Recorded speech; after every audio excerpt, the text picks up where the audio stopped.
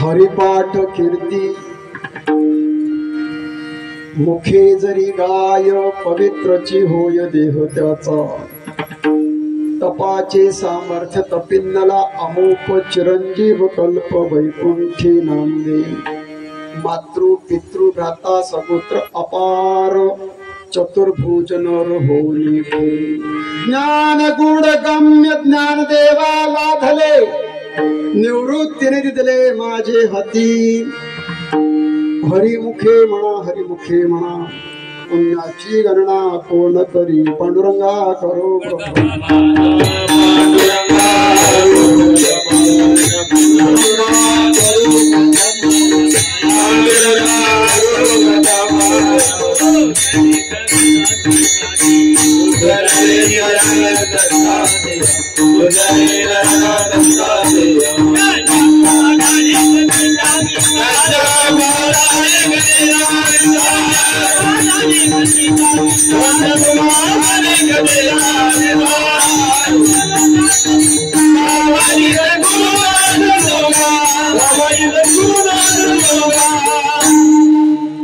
जयांचे केल्या स्मरण होय सकळ विद्येचे अधिकरण तेची बंधू श्रीचरण श्री गुरूंची ते नमस्कारोनी आता काय माझी वाणी मानेल संतांसी रंजवो चित्तासी आपली सभा समस्त साधू संतांची महामुनी विरक्तांची पंडित वाचक पाठक ज्ञानी यांची सकळा ते विनवन मावळ भीत विश्वाभास नवल उदयला चंडांश अद्वय अब्जनील काश वंदवाता आता हृदय हे आपले चौफाडोनिया भले वरी वैसम पाऊले श्री गुरूंची ते नमस्कारोनी आता ओम नमो ज्ञानेश्वर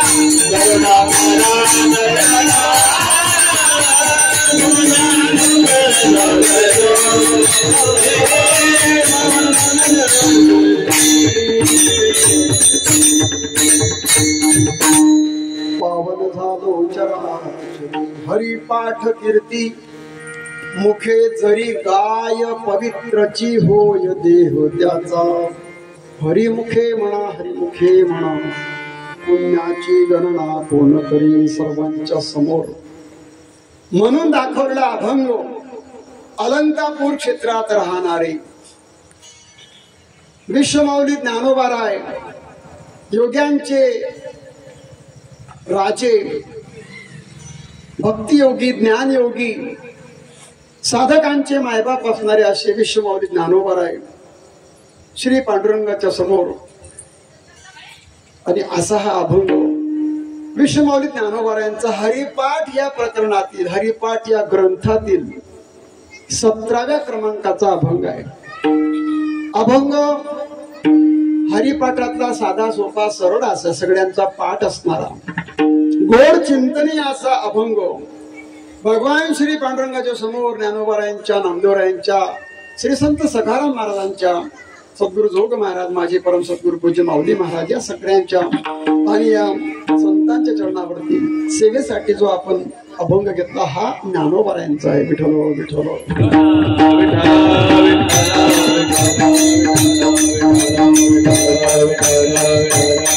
अभंगावर यथामती विचार करण्यापूर्वी कीर्तन कशासाठी आहे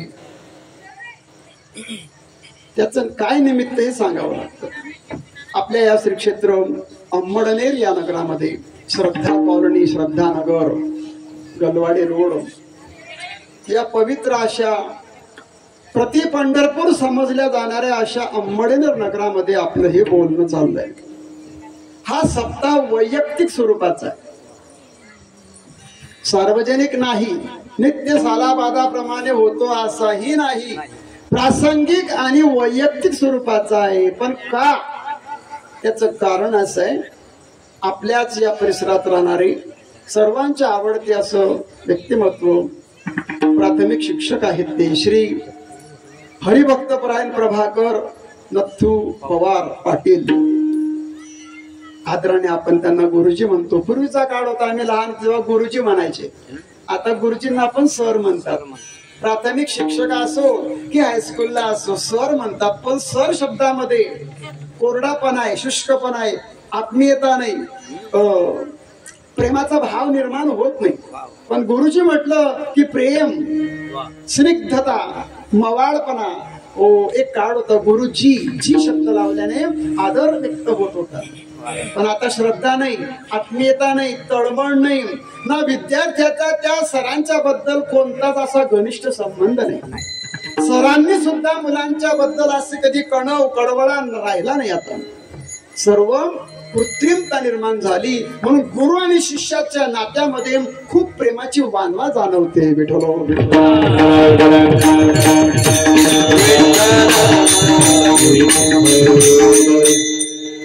पहिलीपासून 6 वर्षाचे आपण झालो की पहिलेच नाव टाकलं जात होतं. पण आता काळ बदलला. 2 वर्षाचा झाला की प्ले ग्रुप वगैरे तुम्ही पाहून घ्या. सर्व 6व्या वर्षी त्याचं सर्व तयार होऊन जातं, ABCD वगैरे सर्व. पण आम्ही 6 वर्षाचे झालो की मग पहिलीच जात होती गुरुजी. तेव्हा ते नातं गवताचा गळूचा काय होते पाडे वगैरे. पण असो अशा या गुरुजी शब्दामध्ये मोठं प्रेम आहे. तिकडनं जर गुरुजी आले तर आम्ही इकडून पडून जायचो. पण आता गुरुजींना सरांना मुलाच्या दाढीला हात लावा लागतो. इकडे पहा, तुम्ही नको पहा. मुलांना सांगावं लागतं. मुलांना मारणं हा सुद्धा गुन्हा आहे आता. पण पूर्वीचे वडील म्हणायचे गुरुजी कसं जोडता याला, तुमचाच मुलगा आहे असं समजून याला तयार करा, याला जोडा, यांना नाही असं ते वडील सांगायचे. मी तुम्हाला काहीच बोलणार नाही. पण आता काळ बदलला. आता ते म्हणतात गुरुजी सर हात लावा फक्त, तुम्हाला माहिती मी कोण आहे. तो मला काय गरज आहे बाई, हात लावायची गरज नाही, शिक ना तू नको शिक. असो असे प्रिय असणारे गुरुजी. त्यांचे बी नाव प्रभाकर आहे. ज्याला बोलवलंय पहिल्या दिवशी कीर्तनासाठी तो बी प्रभाकरच आहे. विठ्ठल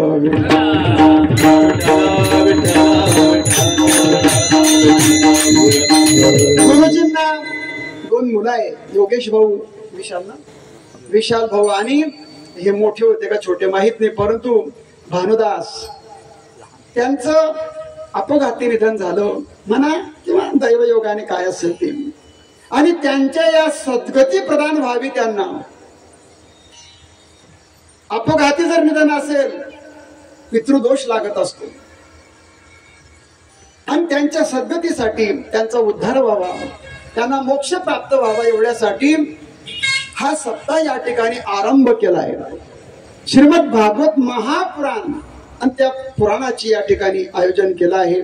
आज पहिला दिवस आहे सप्ताहाचा. हरिपाठ आहे, कथा आहे सकाळी, आणि रात्री कीर्तन करावं, आणि त्या निमित्तानं हे कीर्तन आहे. सप्ताहाचा पहिला दिवस आहे म्हणून नामाबद्दल बोलावा असा अलिखित नियम संप्रदायाचा आहे, आणि म्हणून नामाचं महत्व सांगणारा हरिपाठ हा सर्व ग्रंथ नामाचंच महत्व सांगतो, आणि त्या हरिपाठातील हा अभंग विठ्ठल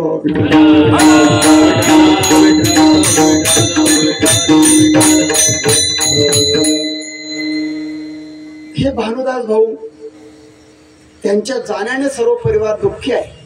आई वडिलांना कडवडा असतो आपल्याही मुलाचं सद्गती मिळावी, दुर्गती होऊ नये.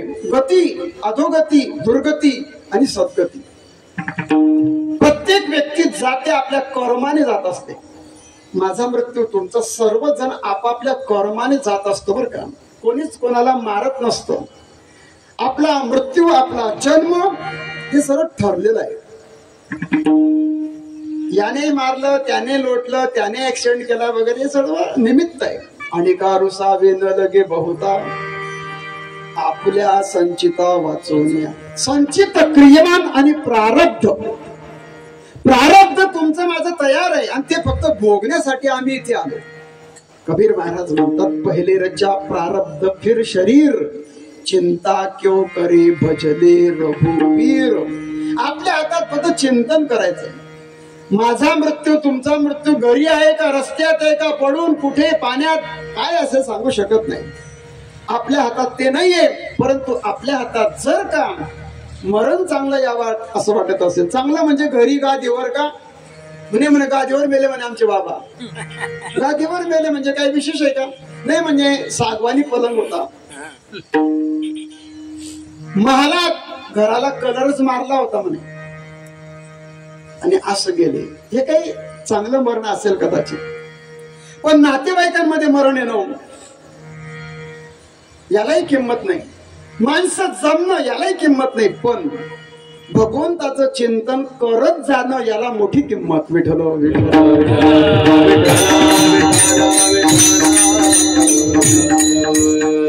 प्रत्येक जन्मामध्ये तुमची माझी परीक्षा आहे बरं का.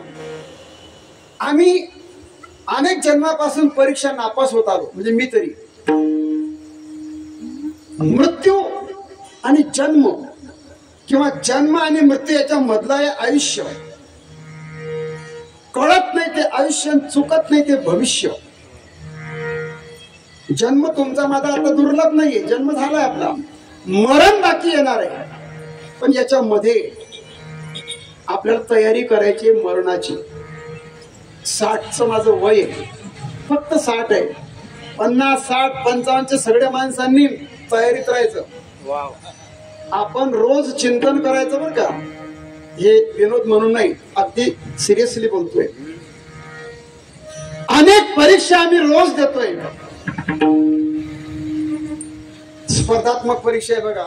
1 मार्कासाठी गेला नाही, 1 मार्काचा पाव भागासाठी सुद्धा मुलं 4-4 वर्ष अभ्यास करतात आहे. पॉइंट वरती मुलं जातात आहे. काय त्यांची मनोधैर्य खचतं. 2 वर्षापासून अभ्यास करतोय, म्हणजे मी नाही, विद्यार्थी थोड्या मार्कासाठी गेला, पुन्हा उभारी धरतो, पुन्हा पास होण्याचा प्रयत्न करतो, पण 1 अंशासाठी गेला आणि त्याची मनोधैर्य खचून जातो. ह्या परीक्षा नापास झालं बिघडत नाही काही. परीक्षा पे चर्चा मोदीजी दरवर्षी कार्यक्रम घेतात.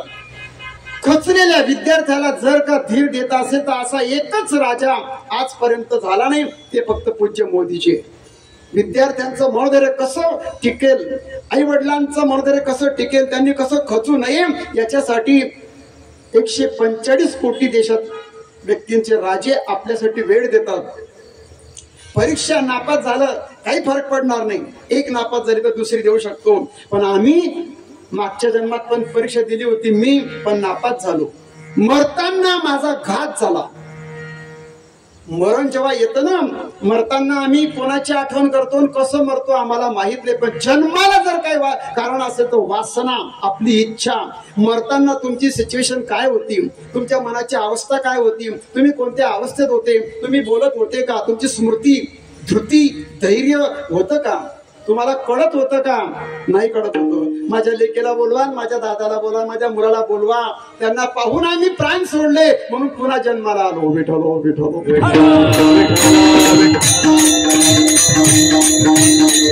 आणि मग तेव्हा काहीतरी खाण्याची इच्छा झाली, काहीतरी पिण्याची इच्छा झाली, कोणाला तरी पाहण्याची इच्छा झाली. मुलीला पाहिलं प्राण सोडला, मुलाला पाहिलं प्राण सोडला. आणि त्यांच्याच पोटी आम्ही आलो. बरं का, तुम्ही मी जन्म का घेतोय, आमचं एक तर कोणाशी तरी वैर आहे.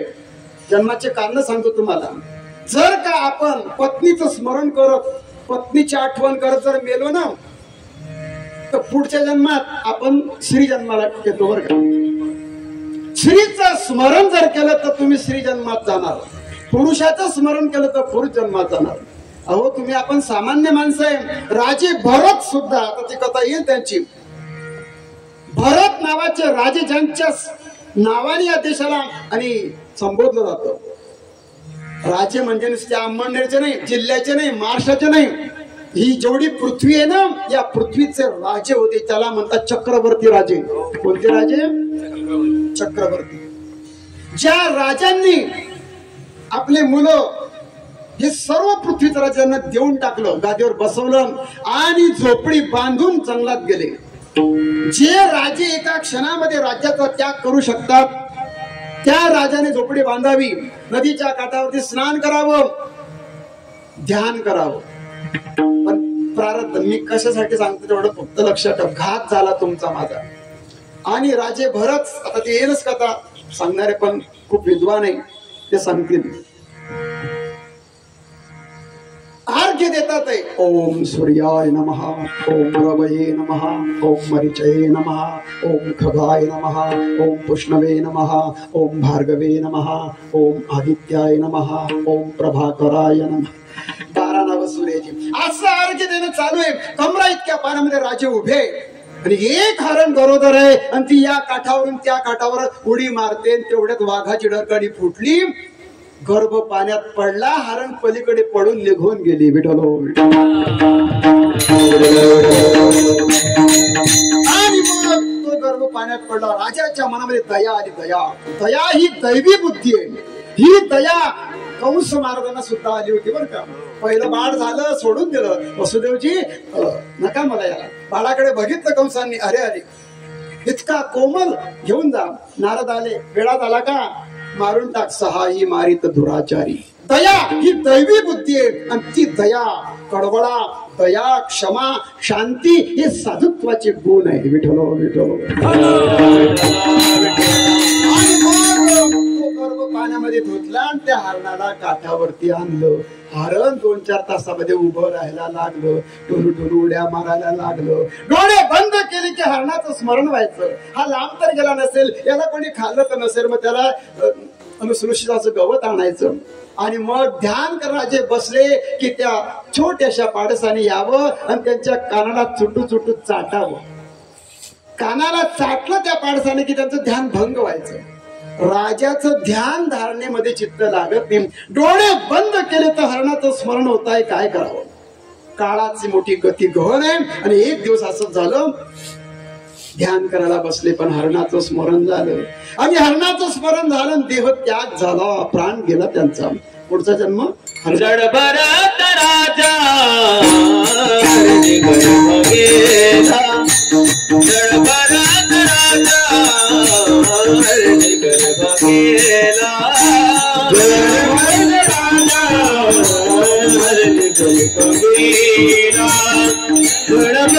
राजा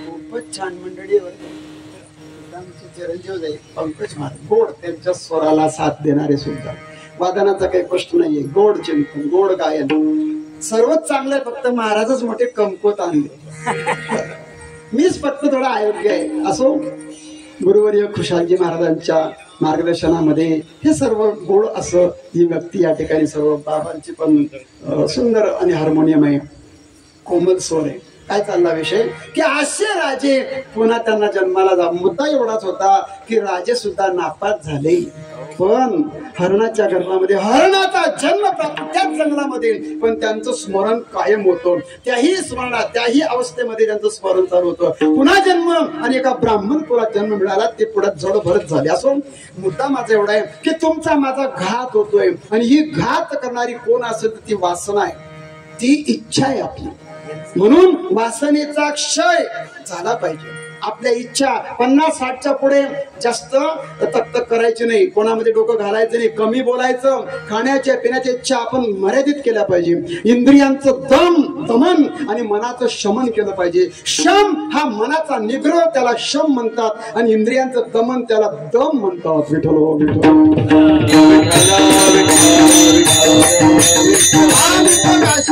वयोवृद्धांनी आपलं थोडं मन घरातून काढायचं चिंतनात करा कथा कीर्तन भजन पूजन नामस्मरण याच्यामध्ये कारण ही परीक्षा द्यायची बाकीच्या सर्व परीक्षा नापास झाल्या तरी चालेल पण मरणाची परीक्षा पास झाले पाहिजे आता माझा पण चालू आहे प्रयत्न पण मला नाही माहिती की मी पास होईल की नाही बुद्धी भ्रम पाहू शकते तुमचा माझा तर काही विषय करू नका अहो तुकोबारांना शंका होती महाराजांना असं राहून वाटायचं तुकोबारांना की माझी बुद्धी आज भगवंताचं नाव आवडतंय हा योग आहे माझ्या जीवनामध्ये तुम्हाला देव आवडतो यांना आवडतो मला आवडतो आपण पुण्यवान आहे पण हे जे आवडणे ना ही आवड शेवटपर्यंत ती टिकली पाहिजे आवड निर्माण होण्याला योग म्हणतात आणि ते टिकणं त्याला क्षेम असं म्हणतात क्षेम म्हणजे जतन करणं ही आमची अवस्था आमचं प्रेम भगवंताच्या बद्दल कायम शेवटच्या क्षणापर्यंत ही माळ सोबत गेली पाहिजे चिंतन झालं पाहिजे हरिपाठ करता करता मरण आलं पाहिजे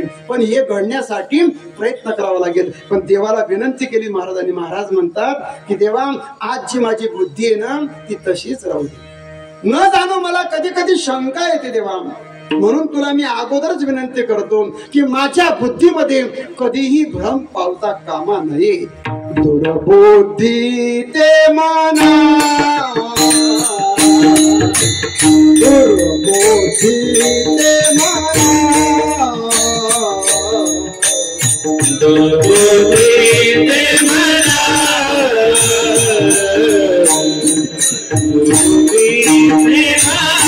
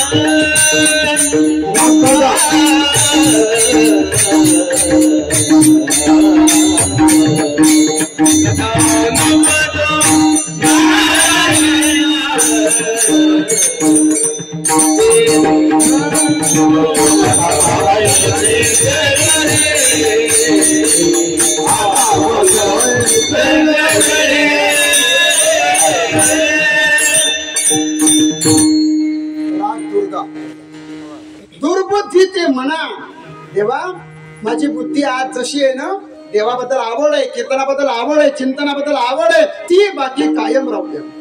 कदा उपजो नारायणा.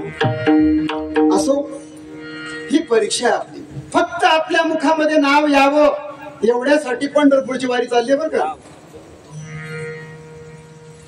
सद्गुरु सखाराम महाराज त्या नगरात आम्ही बोलतोय, अंमळनेरचं गाव, पण या नगरामध्ये एक ऋषी झाले, अंबऋषी नावाचे इकडे आहे. संत इथले, देव इथलाच, आणि कीर्तन पण गुरुजींच्या दारासमोरच आहे. पण इथे पण एक गुरुजी आहे बर का. हे गुरुजींचंच गाव आहे, हे संतांचं गाव आहे, हे देवाचं गाव आहे, हे ऋषींचं गाव आहे, आणि हे ग्रहांचं गाव आहे. विठ्ठल विठ्ठल.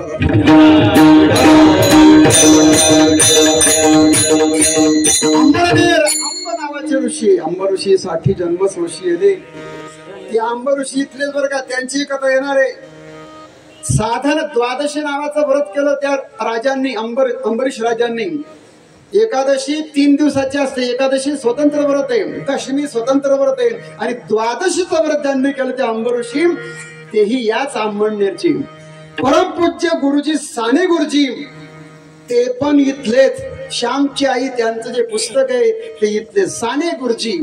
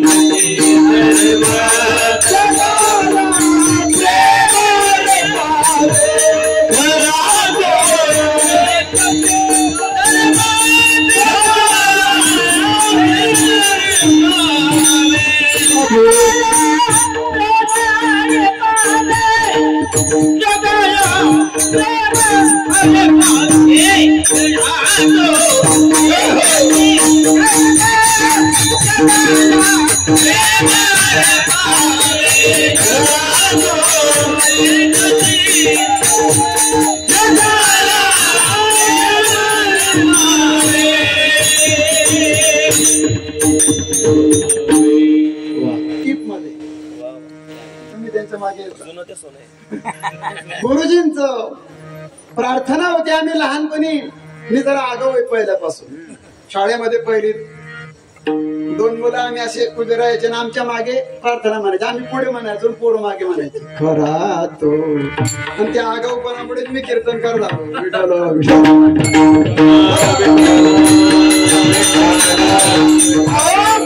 हे जे गुरुजी आहे ना, हे नुसते गुरुजी नाही तर हे संत आहे, साधूंचं हृदय त्यांचं आहे. हे नुसतं नाही, ज्ञानोबाराय आईचं हृदय घेऊन आले, आणि आमचे साने गुरुजी सुद्धा आईचं हृदय घेऊनच आले होते. ज्ञानोबारायांना जर कोणी नुसतं उंच आवाजात बोलले तरी झोपडीचं दार लावून बसले, एवढी कोमल ज्ञानोबाराय. नवनीतासारखे कोमल आहे, बस तेच हृदय साने गुरुजींचं होतं. मृदू सबायन वनीत दैते सजनाचे गीत, दैते सजनाचे गीत, दैते सजनाचे गीत. मृदू सबायन वनीत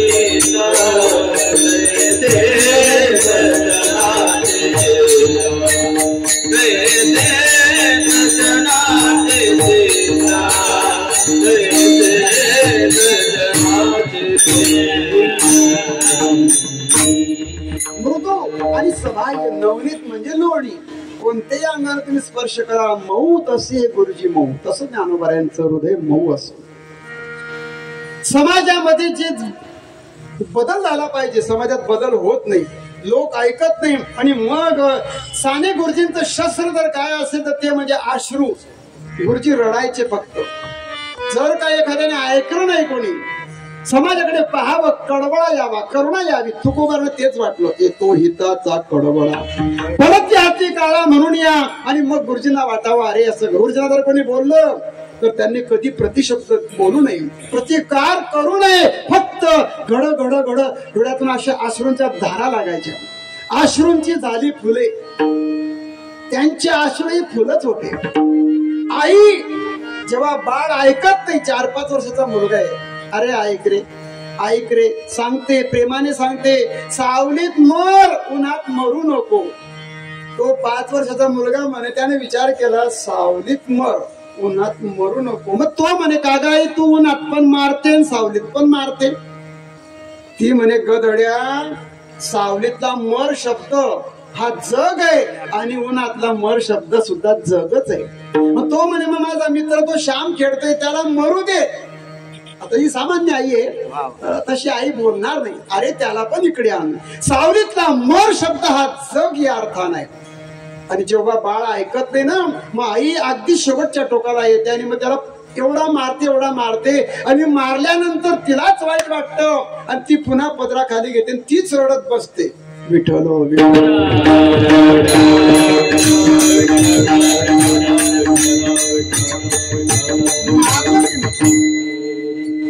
आईच्या मारण्यात पण प्रेम आहे आणि तिच्या प्रेमात पण प्रेम. लेकुराचे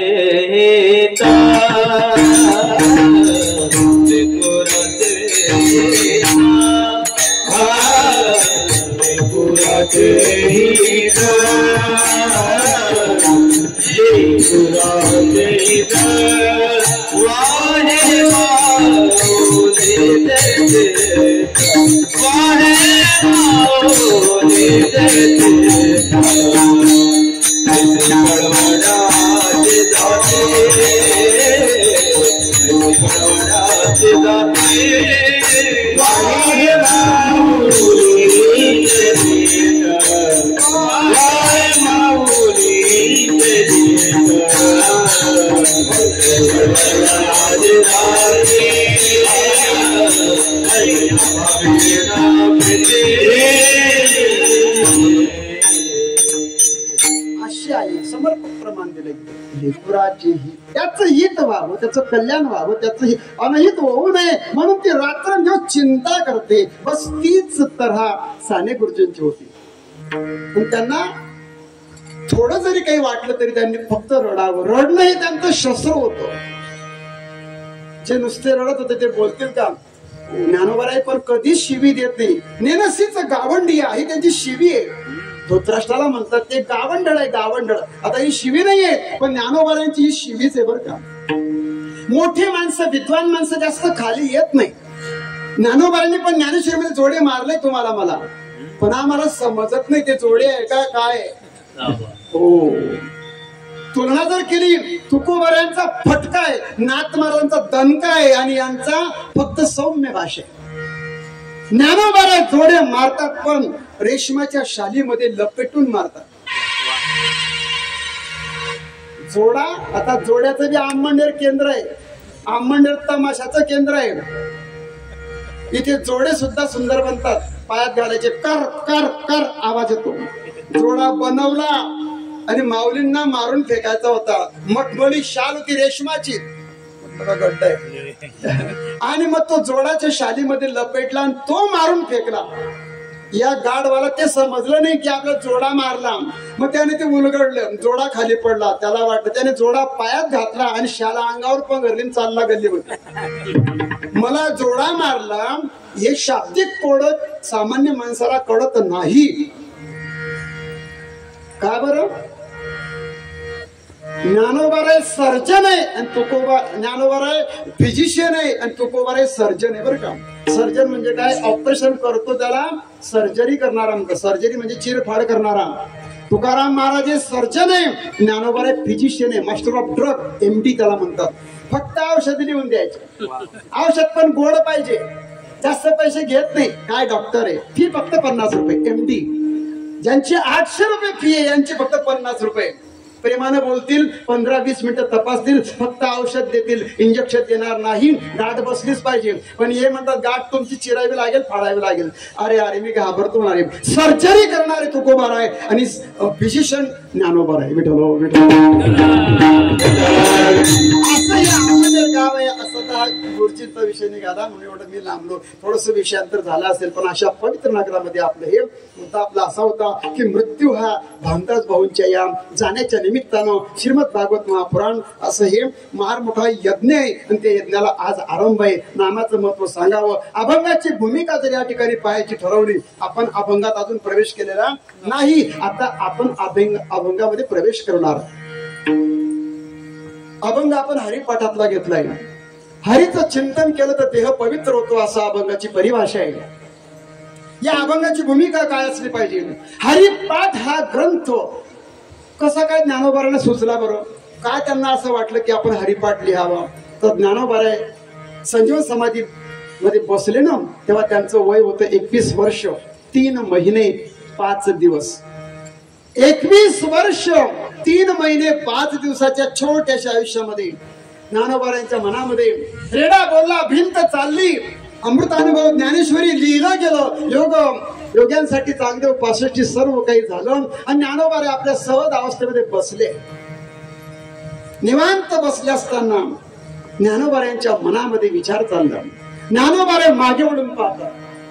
मागे वळून पाहतात म्हणजे सिंहावलोकन करतात आपल्या जन्माचं, आपल्या आयुष्याचं. आम्ही या भूतलावरती आलो तेव्हाची स्थिती काय होती, आम्ही आतापर्यंत काय केलं. ज्ञानोबारांचे अपत्य 4 योग्यांसाठी आम्ही योग चांगदेव 65चा आणि आविष्कार केला. सिद्धांसाठी अमृत अनुभव सांगितला, ज्ञानवानांसाठी ज्ञानेश्वरी सांगितली. योगी झाले, सिद्ध झाले, ज्ञानी झाले, परंतु 90% समाज हा प्रपंच करणार आहे. संसारी जीव आहे, मुलाबाळांमध्ये व्यस्त आहे. ल्यावे खावे बडवे असावे सदैव, हीच हाव आहे. आम्हाला घर पाहिजे, आम्हाला कपडे पाहिजे, आम्हाला पत्नी पाहिजे, मुलं पाहिजे, नातू पाहिजे, खुर्ची पाहिजे, काय जे असेल ते. अशा वासनांमध्ये बरबटलेला हा सामान्य जीव संसारामध्ये घडून गेलाय. याला घर सोडायची इच्छा नाही. ज्याला घर सोडता येत नाही आणि ज्याला कशाचा त्यागही करता येत नाही, त्याच्यासाठी भागवत आहे बरं का. भागवत ही पर्वणी आपल्या इथे सांगणारे वक्ते सुद्धा खूप प्रभावी असे, आणि तुम्ही ते ऐकलं पाहिजे. गंगा आली, हे काम आहे ते काम आहे सोडून द्या 7 दिवसामध्ये, परंतु कथा सर्वांगाची कान करून ऐका. मरण जर सुधारावं असं वाटत असेल, जन्म सार्थक व्हावा लागावा असं वाटत असेल तर श्रीमद भागवत ऐका. जगायचं कसं, रामायण जीवन जगायचं कसं, ज्ञानेश्वरी मरायचं कसं, आणि असं हे ग्रंथ आहे, आपण तो जरूर ऐकावा. त्यांच्या हरिभक्तपरायण जितेंद्र महाराज शिंपी मसावतकर त्यांच्या मुखातून हे आपण ऐकतोय. गुरुमध्ये खुशाल महाराज आहेत, पंकज महाराज, सगळे आमच्या गणेश महाराज वगैरे सर्व बाबा, आणि सर्वांच्या या संगतीमध्ये हा चाललेला योग आहे. मग महाराजांनी विचार केला की प्रापंचिक लोकांच्या उद्धाराचं काय. ज्ञानोबा विचार करतात, येणारा काळ समोरचा कधीसारखं भयंकर युग लागलंय आणि याच्या पुढे स्थिती मोठी गंभीर होईल. लोकांकडे पैसा कमी असेल नसेल, परंतु आयुष्य कमी, बुद्धी कमी, शक्ती कमी, वेळ कमी, अतिशय लोक व्यस्त राहतील, कोणालाच वेळ राहणार नाही. शेतकरी पहा, व्यापारी पहा, स्त्री, मुलं, अरे छोटे 3-4 वर्षाच्या मुलाला 3 वर्ष झाला की त्याला शाळा, 3, 4, 5 3 वर्षापासून मुलाला न्या सोडा आणा. आणि हे काम कोण करतं? आजोबा आजी. वृद्ध माणसांना, वृद्ध बाबांना दुसरं काम नाही. मुलगा पण सर्व्हिस, मुलगी पण सर्व्हिस, काय असेल ते. आणि यांचे मुलं बाबा घेतात आणतात. काय चालला विषय, यांना संतनी बाबांसारख्यांना करावंच लागतं, इलाज नाही. म्हणजे वेळ राहणार नाही. मग अशा कलियुगातल्या अल्पजीवी माणसाला कमी वेळेमध्ये यांचा उद्धार झाला पाहिजे म्हणून ज्ञानोबा विचार करतात, यांना काय करायचं. मग कलीसारख्या भयंकर युगामध्ये नामाशिवाय पर्याय नाही. यांना जप तप योग साधना मी सांगितली तर पटणार नाही, यांची ती अवस्था नाही. आणि म्हणून नामाचा सोपा उपाय सांगावा. हरी या शब्दाचा विचार केला आणि हरीचं तुम्ही चिंतन करा एवढंच सांगायचं होतं. पण ज्ञानोबा विचार करतात, यांना मी तरी एकच शब्द सांगेल की तुम्ही काय करा, हरी हरी तुम्ही म्हणणारे सकाळ, हरी हरी तुम्ही म्हणणारे सकाळ, हरी हरी तुम्ही म्हणणारे सकाळ, हरी हरी तुम्ही म्हणणारे सकाळ. माया जाळ तुटा येगा, माया जाळ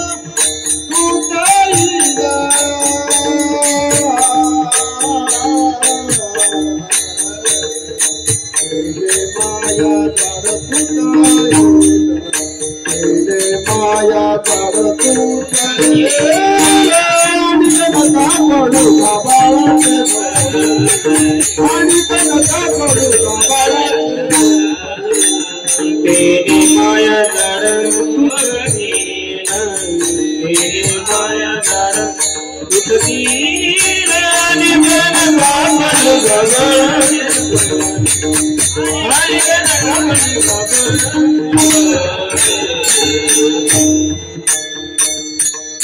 जगद्गुरु तुकोबाराय म्हणते तुम्ही हरी हरी म्हणा.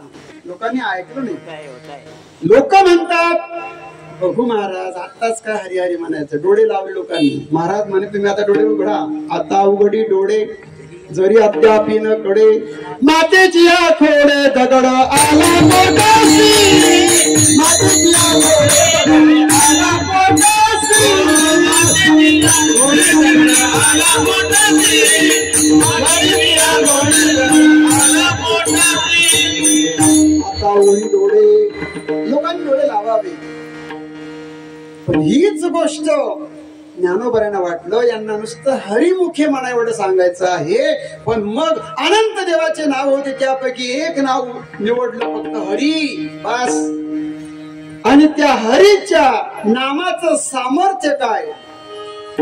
हरीचा पाठ केल्यानंतर त्याचं महत्व त्याचं सामर्थ्य त्याचं फल आणि घेतल्यानंतर काय मिळतं ते सांगण्यासाठी मग त्यांनी छोटासा ग्रंथ लिहिला.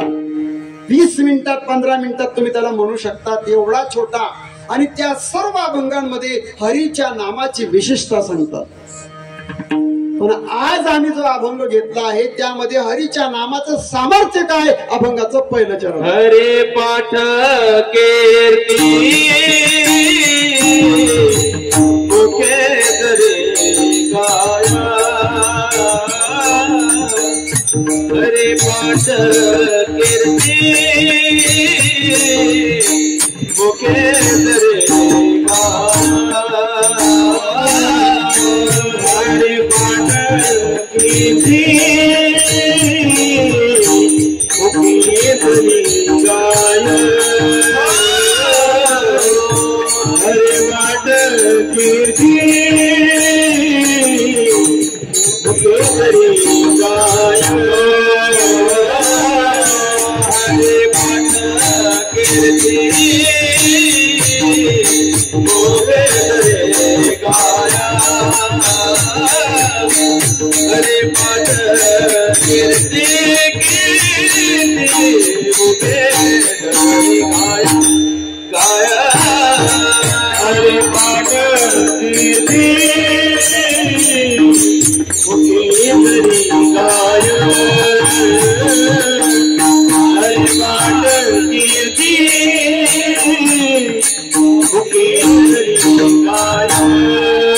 गोविंदजी होया देह जाता. गोविंदजी होया देह जाता. गोविंदजी होया देह जाता. होया देह जाता. हरे होए मना. हरे मुखे मना. हरे मुखे मना. हरे मुखे मना. हरे मुखे मना. हरे मुखे मना. हरे मुखे मना. हरे मुखे मना.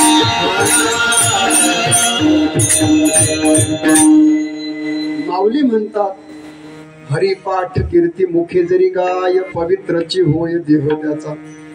हा अभंग घेण्यामागे पण हाच उद्देश आहे. ज्यांच्यासाठी आपलं हे भानदास भाऊंसाठीचे कीर्तन आहे त्यांनाही सद्गती मिळावी हे सांगत होतो आपण. ते कुठे गेले माहित नाही. कोणत्या कर्माला कसं झालं ते माहित नाही. पण दुर्गती होऊ नये. जातील तिथे त्यांना सद्गती प्रदान करावी देवाने. आणि म्हणून आपण कथेचं आयोजन केलं. पण आज ज्ञानोबारायांच्या मतानुसार जे हरीचं चिंतन करतील आता त्यांनी केलं की नाही माहित नाही. पण त्यांच्या पुण्यस्मरणासाठी त्यांच्या उद्धारासाठी खालच्यांनी जरी हरीचं चिंतन केलं कथेचं आयोजन केलं. आता हे सर्व कशामुळे चाललंय. या 8 दिवसामध्ये जे जे इथे नामस्मरण अन्नदान ज्ञानदान होईल ते सर्व पुण्य त्यांना आपण समर्पित करीत आहोत. मग त्यांच्याकडून काय झालं माहित नाही. पण आमचं हे पुण्य आपलंही त्यांना मिळावं आणि त्यांचा उद्धार व्हावा ही एकच आशा घेऊन आपला हा उपक्रम आहे. माऊली म्हणतात की हरीचं चिंतन केलं तर हरिपाठ कीर्ती मुखे जरी गाय काय होईल पवित्रची होय देह त्याचा. या अभंगाची सुरुवात अभंग 17व्या क्रमांकाचा आहे. अभंगाची सुरुवात हरिपाठ शब्दाने केली. सर्व हरिपाठ म्हणणारे तज्ञ मंडळी सर्व मला एवढं काही सांगता येणार नाही, परंतु हरिपाठ हा शब्द हरिपाठामध्ये किती वेळा आला आहे? 7 वेळा आलाय.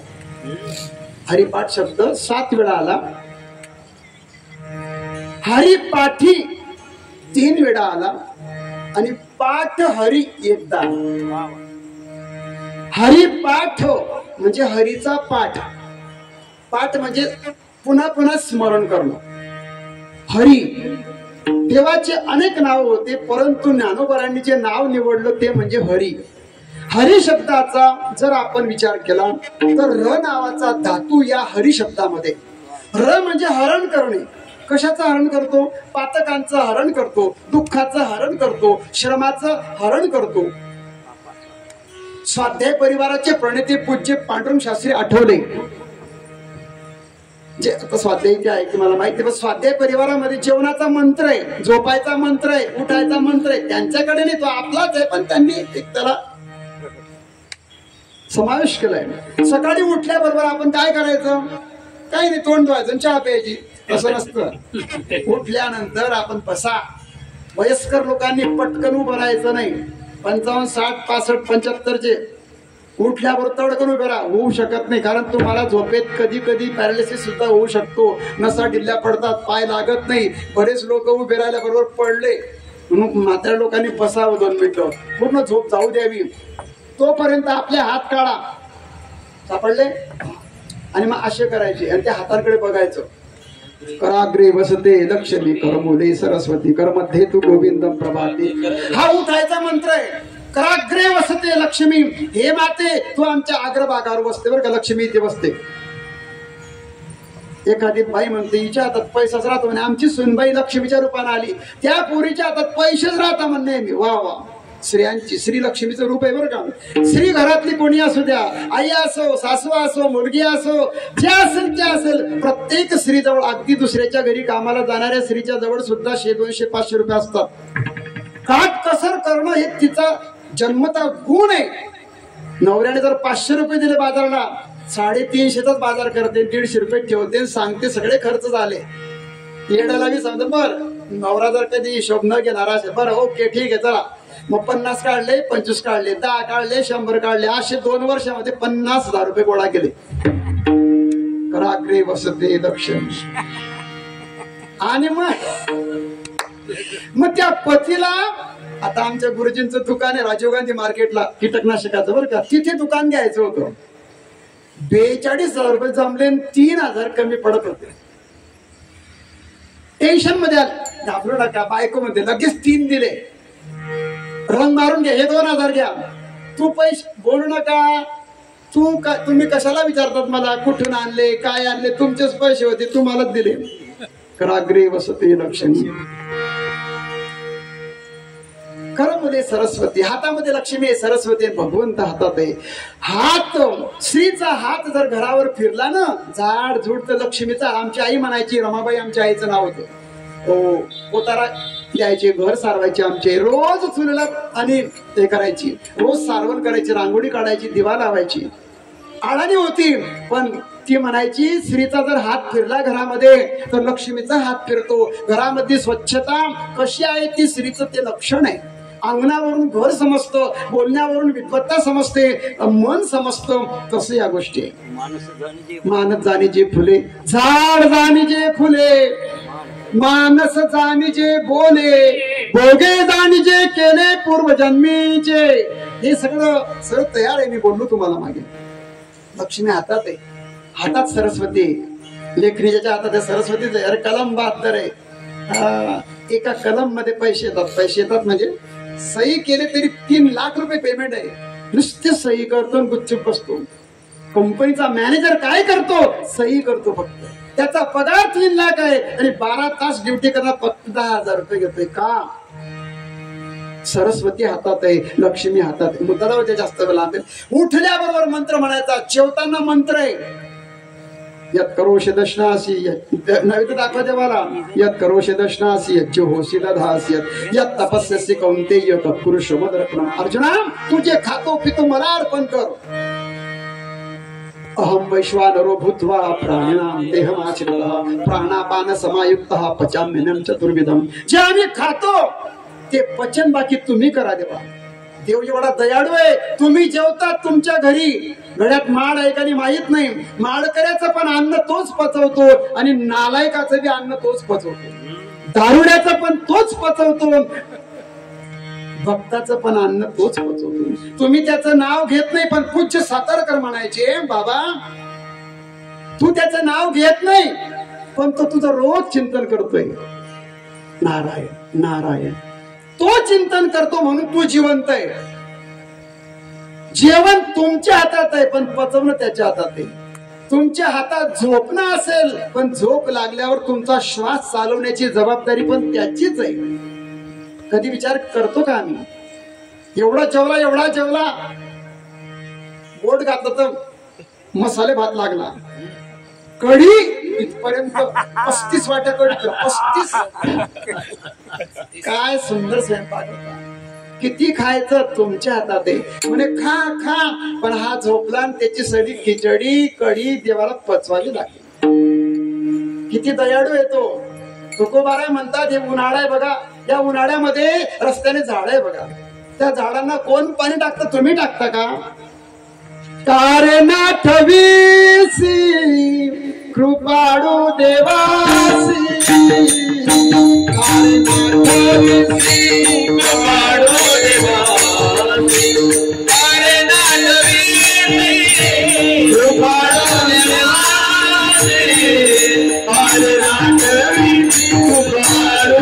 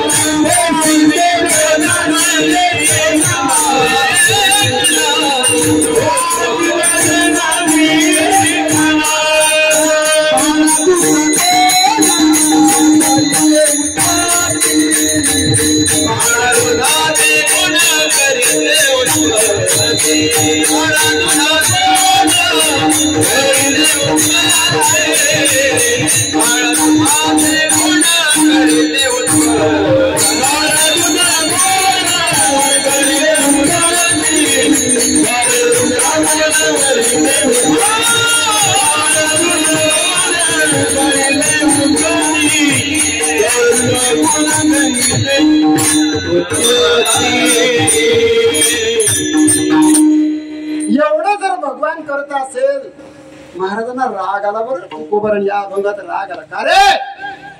भाषा पा अभंगाची बरं का. का रे? तर का रे म्हटल्यानंतर तो म्हणे काय रे.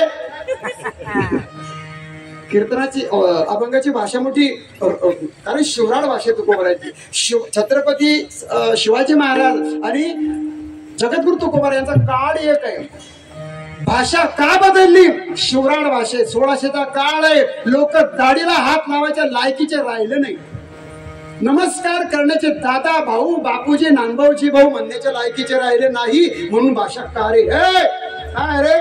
कारे कारण ठवीसी कृपाळू देवासी, कारण ठवीसी कृपाळू देवासी.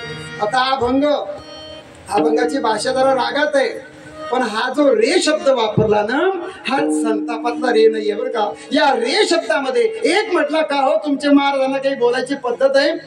अरे काय रे करता कुशाला मला? अरे ना रे. अरे म्हटलं बाबा, अभंगाची भाषा बघा आणि जी चाल लावली यांनी ती सुद्धा करुण रसातली. अभंग या कारेमध्ये हा जो रे शब्द आहे हा करुणा वाचक रे. कोणता रे? हा करुणा. आणि त्याला जी चाल लावली आपण, जसा अभंग असतो तशी त्या अभंगाची भाषा असते तसा राग काढावा लागतो किंवा चाल काढावी लागते. अभंगामध्ये जर करुण आता असेल तर तुमचा अभंग तणकट नको पाहिजे, स्वर सुद्धा कोमल असे पाहिजे. कारे नाठवी कारे, अरे भाऊ असं करू नको. देवाचं नाव घे बरं. कारे नाठवी कारे, काने तू देवाचं नाव घेत, किती मऊ भाषा तू बोलायची.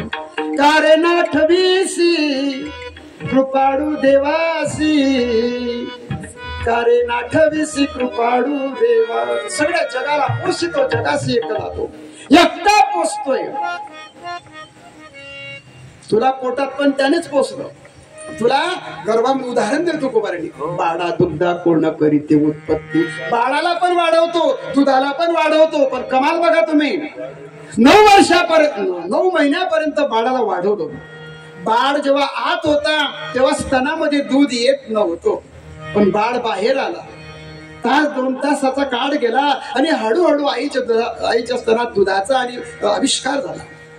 त्यांना माहित होतं हा जर बाहेर पडला तर याला मी दात दिले नाहीये, याच्या आतड्या सेन्सिटिव्ह आहे, म्हणजे काय संवेदनक्षम असे आहे, तो काही पचवू शकणार नाही. मग हा पाणी जर पिला त्याला सर्दी होईल.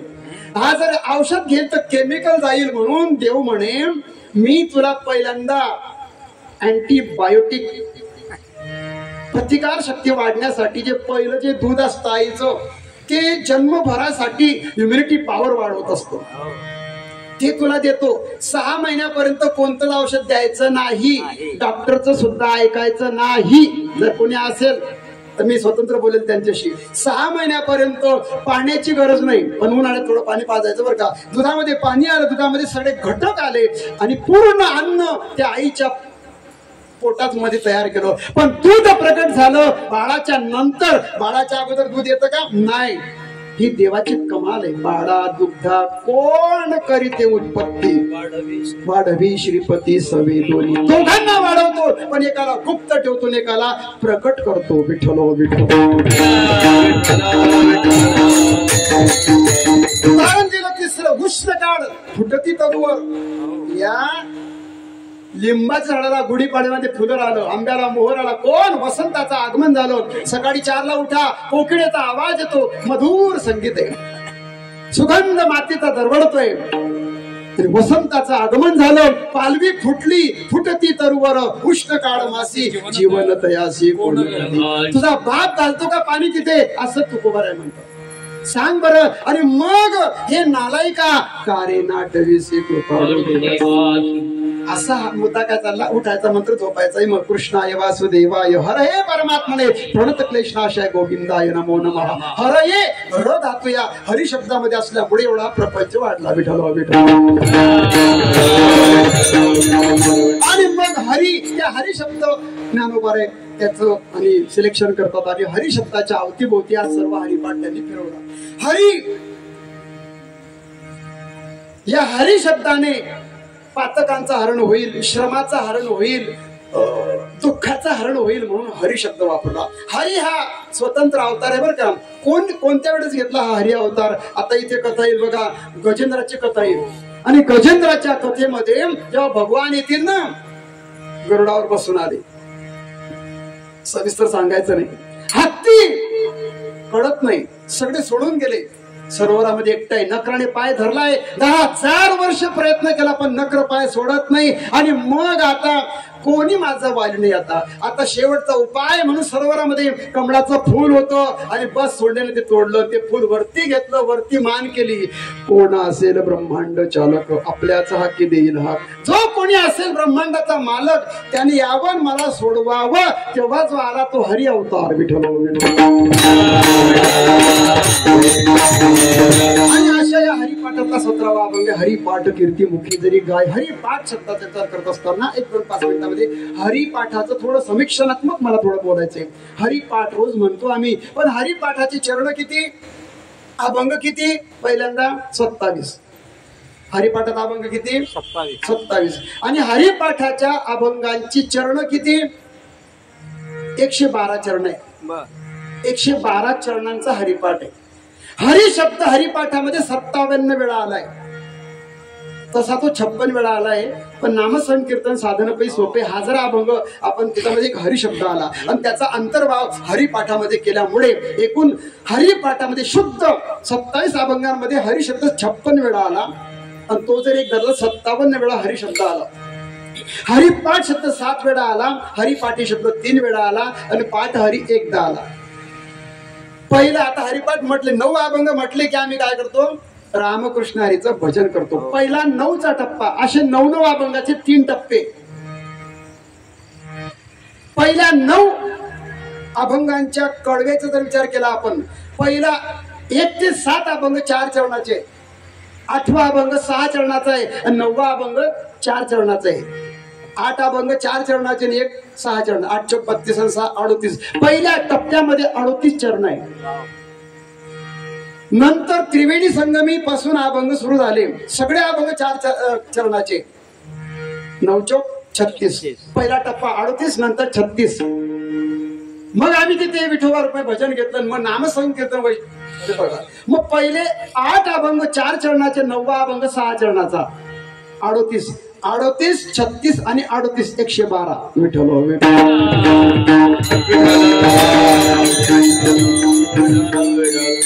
असे हे हरिपाठ आहे. एक मुद्दा हरिपाठाचा अजून जर विचार केला आपण, सुरुवात सुंदर ध्यान आणि शेवट नामसंकीर्तन. म्हणजे तुकाराम महाराजांच्या अभंगाने सुरुवात आहे आणि तुकाराम महाराजांच्या अभंगाने समारोप आहे हरिपाठाचा. नामसंकीर्तन साधनपैकी सोपे, जडतील पापे हा अभंग म्हणायचा आणि हरिपाठ संपतो. म्हणजे याचा जर आपण विचार केला तर तुकाराम महाराज सुरुवातीला आणि शेवट आणि मध्ये ज्ञानोबा आहे. ज्ञानोबा आणि तुकोबा हा मंत्र वारकरी संप्रदायामध्ये आहे. ज्ञानोबा तुकाराम,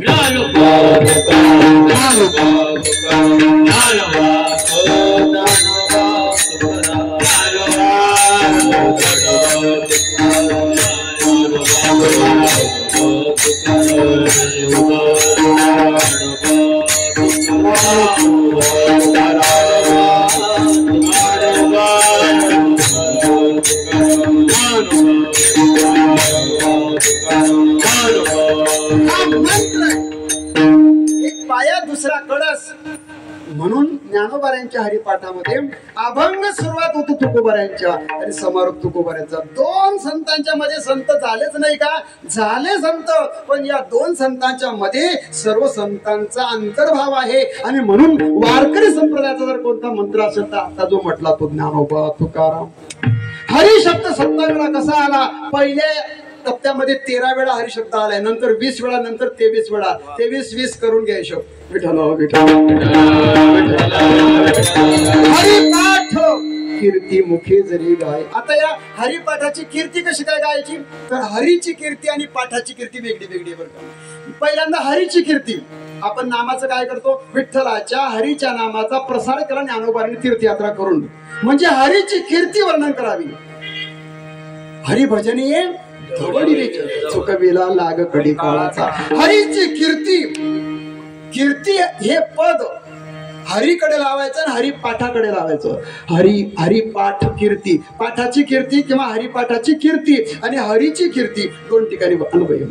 हरिपाठ कीर्ती. आता कीर्ती शब्द वापरला, कीर्ती शब्द का वापरला, 10व्या अध्यायामध्ये भगवान विभूती सांगतात. कीर्ती ही भगवंताची विभूती आहे बरं का. प्रसिद्धी वेगळी आहे, आमची आहे प्रसिद्धी, आमची म्हणजे मोठ्या मोठ्या कीर्तनकारांची प्रसिद्धी युट्यूबला होऊ शकते. प्रसिद्धी प्रयत्नानं करावी लागते आणि कीर्ती सहज होत असते बरं का. कीर्ती सहज होते. सुगंधासारखी कीर्ती महाराजांची पसरली. वाऱ्या हाती माप चाले सज्जनाची, कीर्ती मुख त्याचे नारायण. याचा अन्वय काय लावायचा, कीर्ती मुख त्याचे म्हणजे काय, अरे कीर्ती जर वाढवायची असेल देवाला तर देव वाढवतो बरं का. कीर्ती मुख त्याचे नारायण. सगळ्यांची कीर्ती होत नाही. अरे कीर्तीसाठी आम्ही प्रयत्न करतोय. मी दारू कानी का पेत नाही, मी माळ का घालतो, कीर्तन का करतोय, लोकांनी मला चांगलं म्हणावं. माझे वडील माळकरी होते, माझ्या वडिलांचं नाव, माझ्या आईचं नाव कोणी असं त्याच्यावरती कलंक लावू नये. मी चांगलं का वागतो, तुम्ही चांगले का वागतात, फक्त लोकांनी मला चांगलं म्हटलं पाहिजे. मुलगी सासरी जाते, नाव आई म्हणते बाई आमचं नाव कमव बरं का. मुलगी 2 घरांना प्रज्वलित करत असते. एक मुलगी त्याही घराचं नाव आणि उज्ज्वल करते आणि याही घराचं करते. वाडवडिलांचं नाव वाढवी महत्व वडिलांची, शांती रूपी नव्हे कोणाचा वाईट, वाढवी महत्व वडिलांचे. वडिलांचं मत वाढावं म्हणून मला चांगलं वागायचंय. माझे वडील जर माळकरी असतील तर मी दारू पिऊच शकत नाही, आणि पित असेल तर माझा तो गुन्हा आहे. फक्त 2 शब्द मागे राहावे, माझं मरण यावं एवढीच माझी इच्छा आहे. तुका म्हणे जियावे सत्कीर्तीने बरवे. मला चांगलं म्हणावं म्हणून मी चांगलं वागतोय. कीर्ती, पण ही कीर्ती अशी आहे, अख्खा जन्म आम्ही प्रयत्न केला पण कीर्ती मिळाली नाही. बरेच असे विद्वान आहे, साधू आहे की त्यांना लोक ओळखत नाही. जे सिद्ध आहे ते प्रसिद्ध नाही. वाक्य मोठं, चिंतन गोड असं आहे. जे सिद्ध आहे सिद्ध ते प्रसिद्ध नाहीये, आणि जे प्रसिद्ध आहे ते सिद्ध नाही. जेवताना विषय झाला, खुशाल महाराज जुने कीर्तनकार आमचे पंकज म्हणायचे, बाबा खूप गोड आहे तुमचं बोलणं, चांगलं सगळं चांगलं. म्हटलं लोणचं जर जुनं जुनं होतं तसं तसं ते मधुर लागत असतं. यांच्याकडे जो अनुभव, परमार्थाचा अनुभव वेगळा आहे. परमार्थाचा अनुभव, संसाराचा अनुभव. संसाराचा अनुभव असेल नसेल, परंतु पारमार्थिक पोक्तता येण्यासाठी साधना करावी लागते. पण अलीकडे काय झालं, आपल्या वाणीमध्ये कृत्रिमता येते, बोलण्यामध्ये प्रसाद नाही, वक्त्यांच्या काने आले, कृत्रिम पोपटासारखं बोलतात. कृत्रिमता आली, गोडवा नाही, का नाही वाटत. गायन असेल गोडवा पाहिजे, वादनामध्ये गोडवा पाहिजे. पण वादनामधला गोडवा, गायनामधला गोडवा, बोलण्यातला गोडवा, वागण्यातला गोडवा केव्हा येईल? गुरूंची कृपा असेल तर, माऊलींची कृपा असेल तरच तुमच्या हातात गोडवा येईल, तुमच्या गळ्यात गोडवा येईल. गाईल त्याचा गळा आणि कसेल त्याचा मळा. पण श्रद्धा, साधना, सबुरी, श्रद्धा आणि सबुरी, साईबाबांचं वाक्य बघा. चिंतन करावं, साधू महात्म्याच्या संगतीत राहावं, संगती करावी, आणि अतिशय गाढ श्रद्धेनं आपण भगवंतावर विश्वास ठेवावा. ही श्रद्धा. पण सिद्ध महात्मे प्रसिद्धीच्या मागे लागत नाही, आणि जे प्रसिद्ध आहे ते सिद्ध होत नाही. विठ्ठल विठ्ठल. म्हणून ही कीर्तीसाठी आम्ही जन्म घालवला, पण कीर्ती कोणाकोणा शेवटी मिळाली, कोणाकोणाला मृत्यूच्या नंतर मिळाली, आणि कोणाला मिळालीच नाही. मग अशी कीर्ती एवढी कशी काय आहे? तर ती भगवंताची विभूतीवर काम. 75 विभूती भगवान गीतेमध्ये सांगतात, त्याच्यापैकी 7 विभूती या श्रेणींगे. कीर्ती, धृती, स्मृती या विभूती देवाच्या. कीर्ती, स्मृती म्हणजे काय? आठवणे, धडाधड प्रमाणे आठवतात आहे. अभंग, श्लोक, ओव्या ही स्मृती आहे. धैर्य, धृती देवाची विभूती आहे. पण माऊली म्हणतात हरिपाठ कीर्ती. जर काही कीर्ती कोणी मुखाने गाईल, हरिपाठ कीर्ती मुखे जरी काय होईल? पवित्रची होईल देह. आमची शंका आहे माऊली याच्यावरती. झालं बरं का कीर्तन? हो. काय झालं म्हणतात. अजून आता तुम्ही अभंगावर येताय, काय झालं म्हणता? कोणत्या गावचे तुम्ही? असे प्रश्न आहे. अभंगावर शंका जर उपस्थित करायची म्हटली, हा देह मुळात अपवित्र आहे, तुम्ही कसं काय म्हणतात पवित्रची होईल देह त्याचा? हा देह कसा आहे? हा देह नाशिवंत,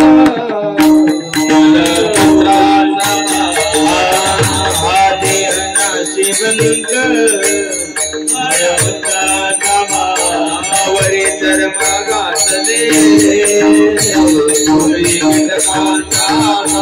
वरी तर मागासले गुणने काळाचा हार दुर्गंधे मंगळतेचा माहेर दुर्गंधी मंगळतेचा मरे तारी हरा चरण जाय रे हरि हरा चरण जाय गोविंदा मरे देवदाता तो हम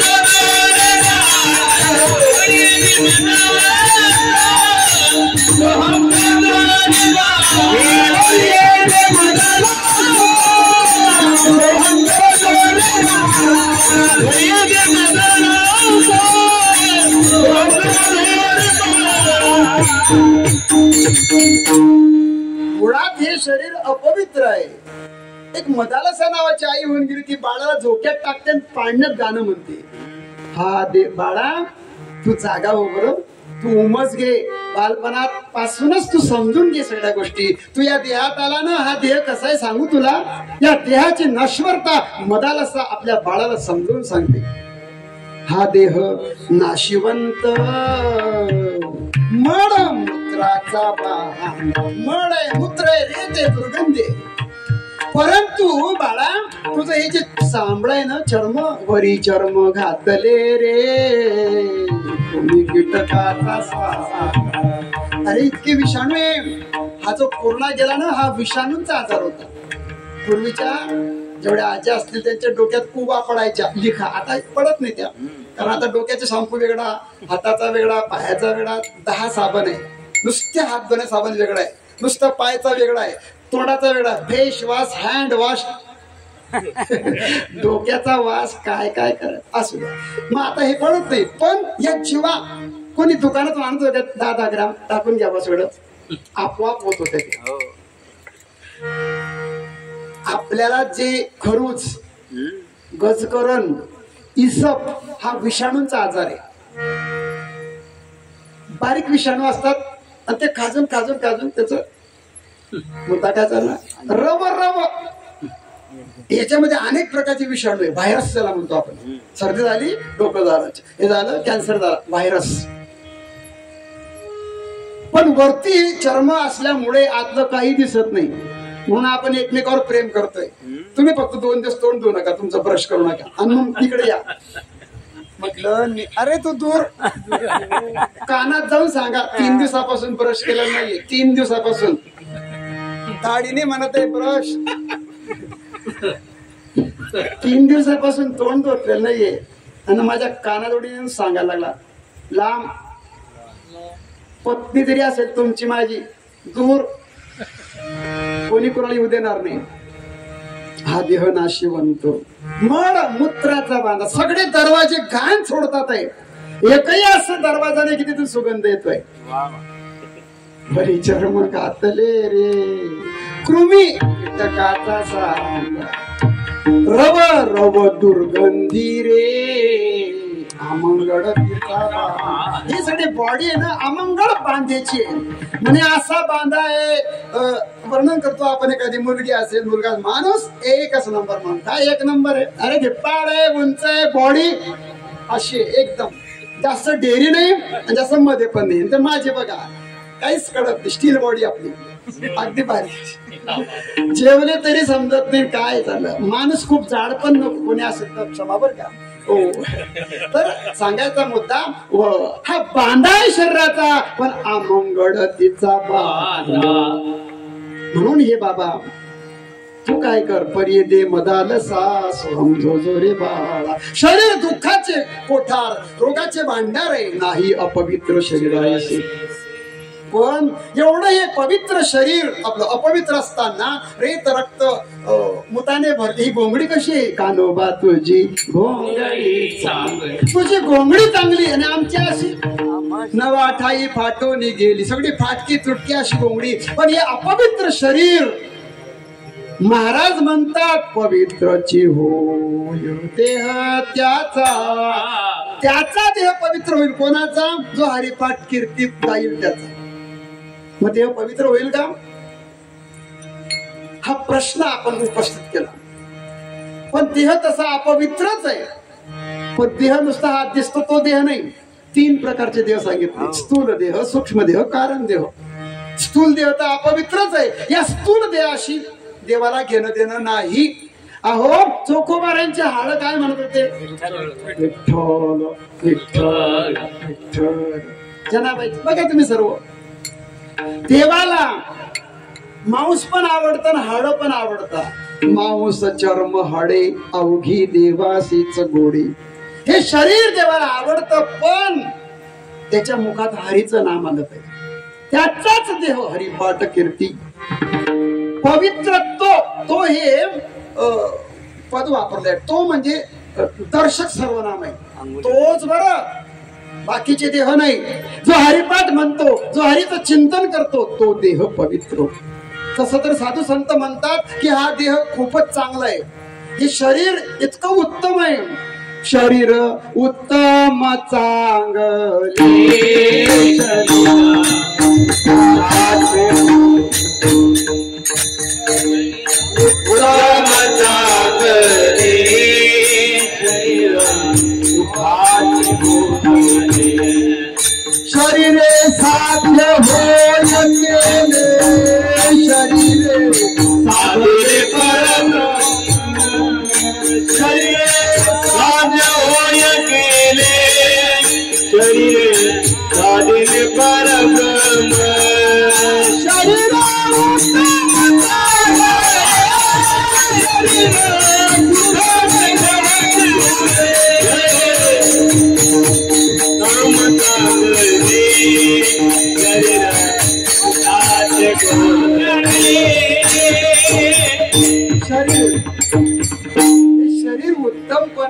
चांगलं पण आहे, शरीर सुखाचे गोसरी, पण हरिपाठ कीर्ती जो म्हणेल तो पवित्र तो होय देह त्याचं. ज्याच्या तोंडात देवाचं नाव आहे त्याचा देह पवित्र आणि त्याची वाणी ही पवित्र. पवित्र तो देह वाणी पुण्यवंत,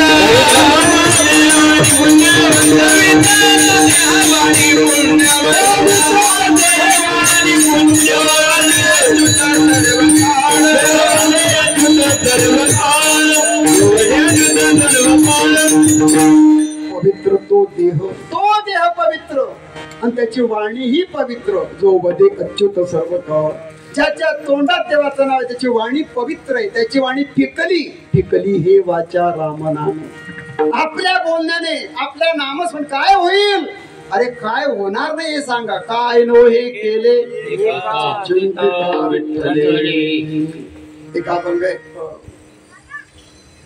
ते काया बोले विठ्ठल उगले विठ्ठल विठ्ठल.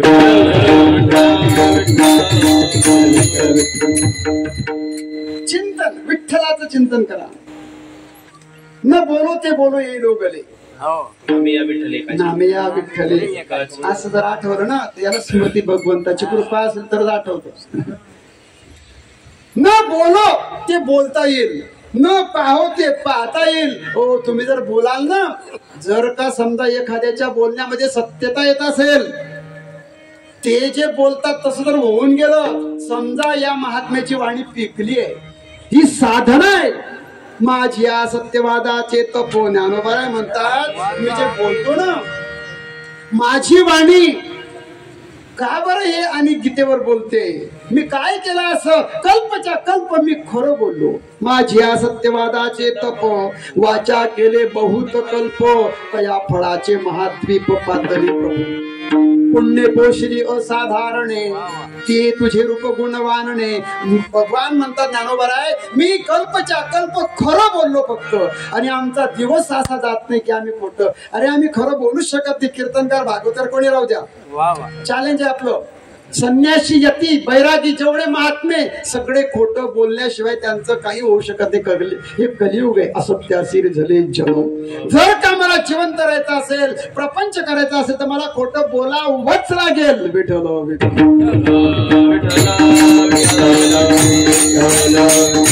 आम्ही मी सुद्धा त्याच्यात आलो बरं का. मी काय बोलतो महात्मा समजायची गरज. तुमच्यातला एक क्षुल्लक माणूस आहे. प्रत्येक कीर्तनकारामध्ये एक श्रोता दडलेला असतो बरं का. वक्त्यामध्ये बरं का, वक्ता कोणी असू द्या, प्रत्येक वक्त्यामध्ये एक श्रोता दडलेला असतो. हे कीर्तन माझ्यासाठी पण आणि तुमच्यासाठी सुद्धा आहे. या अभंगातून मला पण शिकायचंय. माझाही प्रवास त्याच मार्गाने चाललाय, तुमचाही चाललेला आहे. म्हणून कोणी म्हणत असेल की मी खरा आहे वगैरे, झूठ आहे सब. काही महात्म्य असेल, हम पैसे को छूते नाही, लबाड आहे तो म्हणतो की मी पैशाला हात लावत नाही. मग तू दिल्लीहून आला कस काय इथे? हम पैसे को छूते नाही, गुडमट आहे, लबाड आहे. विश्वास ठेवू नका यांच्यावरती. डोळे उघडा, पहा नीट. विठ्ठल विठ्ठल.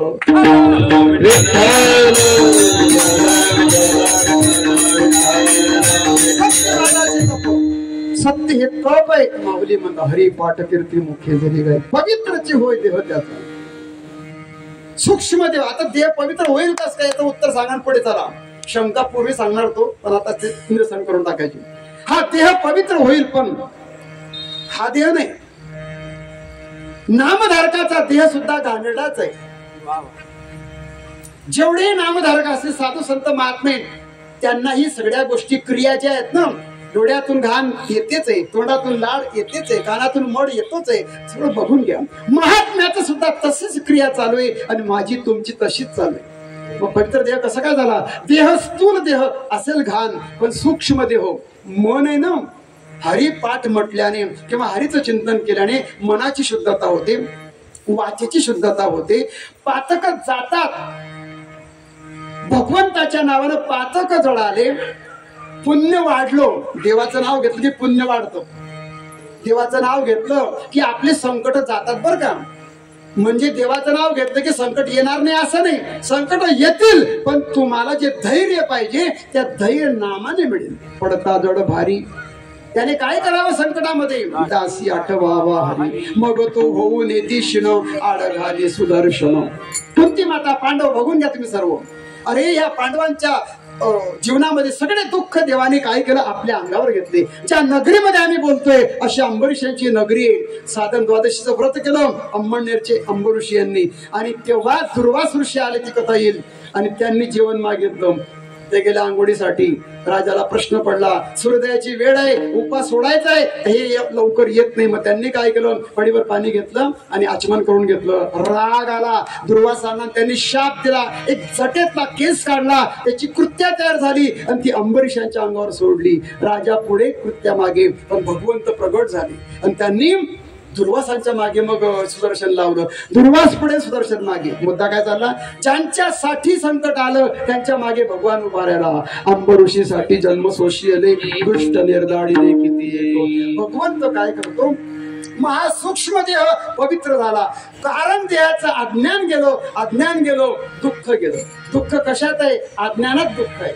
एक दिवशी ज्ञान झालं की दुःख जाईल. आपण दुःख का करतो, तर आपल्याला अज्ञान आहे. अज्ञान हेच दुःखाचं कारण आहे. आणि मग नामस्मरणाने भक्ती केल्याने पुढे भक्तीने धरलेल्या हाती मागे ज्ञान वैराग्य ऐश्वर येते. ज्ञान झालं की दुःख गेलो, पण याच्यासाठी हरीचं चिंतन करावं लागेल.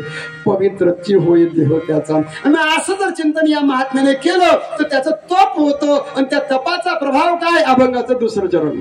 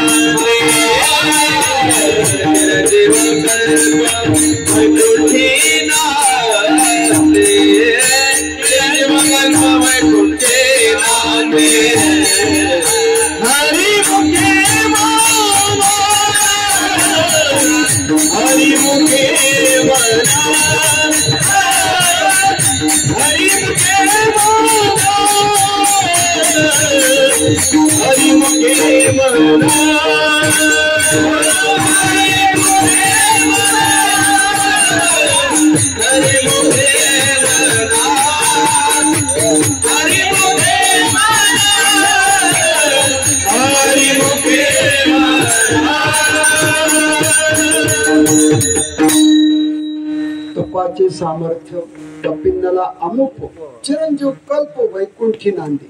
मग नामस्मरण काय होईल, तप होईल.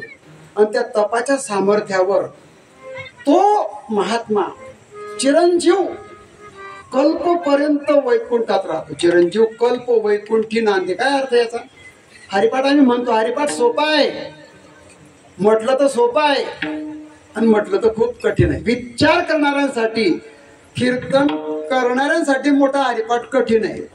हो, पण हरिपाठ इतका गोड आहे. ज्ञानोबांनी असा विचार केला, आजी आमची अडाणी असेल, बाबांना काही येत नसेल तरी गोड वाटतो. अरे ऐकता ऐकताच पाठ होऊन गेला आजीचा. रोज हरिपाठाला जात होती, ऐकून झाला पाठ. म्हणे भाऊ मी लिहिलं नाही, मी काही शिकली सुद्धा नाही, मला काहीच येत नाही, कोणता हरिण कुठे नाम काहीच नाही, पण मी आहे ना पूर्ण हरिपाठ म्हणते. अरे आमचा पाठ नाही म्हणे अजून, कोणतरी बोललं. कीर्तन म्हणजे असं आहे, चांगल्या हरिपाठ गोत्यात आणतो. आजी म्हणे माझा पाठ होऊन गेला, बाबा म्हणतात पाठ झाला, अडाणी असेल पाठ झाला. शब्द मोठे गोड आहे, अंतःकरणामध्ये असे घर करून बसतात. ते भाषा सोपी आहे, वाचायला सोपी, समजायला पण सोपी. पण जर का तुम्ही चिंतन करायला लागलात ना त्याच्यावरती, अभंग जर सोडवायचा असेल, ज्ञानोबांचा हरिपाठ, ज्ञानोबांची ओवी, ज्ञानोबांच्या प्रत्येक वाङ्मयावरती बोलण्यासाठी काहीतरी लागत असतं बरं का. आपली टॉर्बड लागत, हे सहज शक्य होणार नाही. पण एक साधू संतांच्या, तुमच्या सगळ्यांच्या आशीर्वादाने थोडा बोलण्याचा प्रयत्न करतोय. हरिपाठ गोड आहे, पण हरिपाठ खूप कठीण आहे बरं का. जरी तो प्रापंचिकांसाठी असला तरी तो ब्रह्मचारी यती संन्यासी मुनी मुक्त महात्म्यांसाठी सुद्धा हरिपाठ आहे. विठ्ठल आणि मग तप करतो. तपाचे सामर्थ्य तपिन. वेळ खूपच चाललाय पुढे पुढे. तपिन मला अमुप. अमुप म्हणजे भरपूर. चिरंजीव. आता चिरंजीव शब्दाचा अर्थ काय? आम्ही आमच्या मुलाच्या पुढे चिरंजीव अमुक अमुक. आता चिरंजीव आहे का आपला पोरगा? नाही. चिरंजीव म्हणजे अमर नाही. चिरंजीव झाले शास्त्रामध्ये 7. अश्वत्थामा बलिर्व्यासो हनुमांश विभीषण कृपश्च परशुरामश्च सप्तयते चिरंजीव. हनुमंत आहे चिरंजीव आहे. परशुराम चिरंजीव आहे. पाहून घ्या सर्व. चिरंजीव म्हणजे अमर नाही. जरी हनुमंतराय असतील तरी त्यांना जावंच लागेल. ब्रह्मदेव असतील तरी त्यांना जावंच लागेल. चिरंजीव. चिरम म्हणजे अनंत काळपर्यंत, बहुत कालपर्यंत ते राहतील, पण त्यांना जायचंच आहे. चिरंजीव. कल्प. आता कल्प कशाला म्हणतात एवढं सांगतो कीर्तन आटोपतो. कल्प. कल्प म्हणजे काय? कृत, त्रेता, द्वापार आणि कली 4 युग गेले की एक महायुग होत असतं बरं का. कलियुगाचे आयुष्य आहे 4,32,000 वर्ष. कलियुगाचे किती वर्ष? 4,32,000. ते जेव्हा जातील तेव्हा कलियुग संपेल. त्याच्या अगोदरचे युग होतं द्वापार. 8,64,000 त्याचे वर्ष होते. त्याच्या अगोदरचं होतं त्रेतायुग. 12,96,000 वर्ष होते. आणि त्याच्या अगोदर कृत नावाचं युग होतं. 17,28,000 एवढे वर्ष होते. हे सगळे जर मिळवले तर 43,20,000 वर्ष होतात सगळ्या युगांचे. कृत, त्रेता, द्वापार आणि कली एक ही चौकडी गेली की एक महायुग होत असतो. असे 71 महायुग जेव्हा जातात तेव्हा एक मनवंतर होत असतो. असे 14 मनवंतर जेव्हा जातात तेव्हा ब्रह्मदेवाचा एक दिवस होत असतो. असे 360 दिवस जातील तेव्हा ब्रह्मदेवाचं एक वर्ष होत असतो. असे 50 वर्ष जातील तेव्हा ब्रह्मदेवाचा एक परार्ध होत असतो. सुंदर. आणि अजून 50 वर्ष गेले की 2 परार्ध एवढं आयुष्य झालं की ब्रह्मदेवाचं आयुष्य संपत. मग आता आपलं बोलणं कुठे चाललंय केव्हा चाललंय एकच मिनिटात सांगतो. पंचांग गोळा तुम्ही. पंचांगाचं एक फल असतं बघा. सुरुवातीला गुढीपाडव्याला वाचायचं असते वर्ष. पंचांग फल त्याला म्हणतात. 4,32,000 वर्षापैकी 5,136 वर्ष झाले बरं का. 5,226 वर्ष संपले आणि आता बाकीचे उरलेले. मग कृतयुग. आता 50 वर्ष ब्रह्मदेवाचे पूर्ण झाले. 51व्या वर्षाचा पहिला दिवस चालू आहे. पहिला महिना, पहिला पक्ष आणि पहिलं चरण चालू आहे. त्याच्यामध्ये काय झालंय? 6 मनवंतर होऊन गेले आणि 7वं वैवस्वत नावाचं मनवंतर चालू आहे. आणि त्या 7व्या वैवस्वत मनवंतरामध्ये 26 महायुग संपले. 27वावं महायुग चालू आहे आणि त्या 27व्या महायुगामध्ये कृत संपलं, त्रेता संपलं, द्वापार संपला. द्वापाराच्या शेवटी भगवान कृष्ण परमात्मा अवतरित झाले आणि द्वापाराच्या शेवटी आणि कलीच्या आरंभाला भगवान कृष्णांचा आविर्भाव आहे. आणि भगवान तेच कृष्ण विटेवर आता उभे राहिले. योगी 28 विटेवर. पण हा जो कल्प आहे हा ब्रह्मदेवाचा आयुष्यभर कधी कल्प. पण एक कल्प नाही, असे कल्पच्या कल्प ह्या वैकुंठामध्ये राहतो. याचा उद्धार होतो त्या जीवाचा. पण हरिपाठ कीर्ती म्हटले तपाचे सामर्थ्य तपिन. चिरंजीव कल्प वैकुंठी नांदी. वैकुंठात राहतो, चतुर्भुज राहतो, समीपता स्वरूपता या सगळ्या मुक्ती मिळतात. मग हा नामधारक जेव्हा या कुळामध्ये अवतरित होतो तेव्हा त्याच्या सोबत अजून कोणाकोणाचा उद्धार होतो? अरे एक नामधारक, एक हरिभक्त, एक भगवत भक्त जेव्हा नामस्मरण करतो मग त्याचे आईचे कुळ, बापाचे कुळ, भावाचे कुळ, नाते, त्याचा संबंध, ज्यांचा संबंध त्या व्यक्तीशी येतो ते सगळ्यांचा उद्धार या एका हरिभक्तामुळे होतो. माऊली म्हणतात मातृ पितृ हे सगळे उद्धारित होतात. अभंगाचं 3रं चरण. मातृ पितृ भात्रांचे गोत्र अपार, मातृ पितृ भात्रांचे गोत्र अपार, मातृ पितृ भात्रांचे गोत्र अपार, मातृ पितृ भात्रांचे गोत्र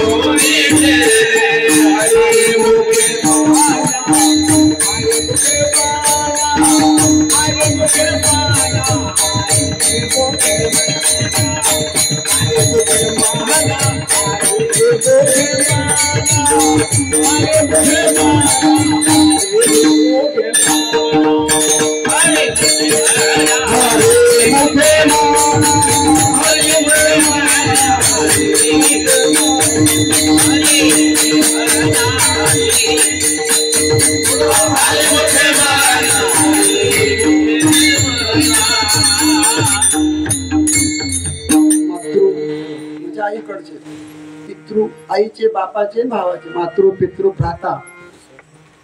नंतर राहिले सगळे सुटकी, जे चिक्र करतील मेल्यावर केस देणार. सगोत्र, स म्हणजे गोत्र. आता ब्राह्मणांमध्ये गोत्र महत्वाचं आहे, आपल्यामध्ये कुळ महत्वाचं आहे. आता हे कोण आहे? पवार.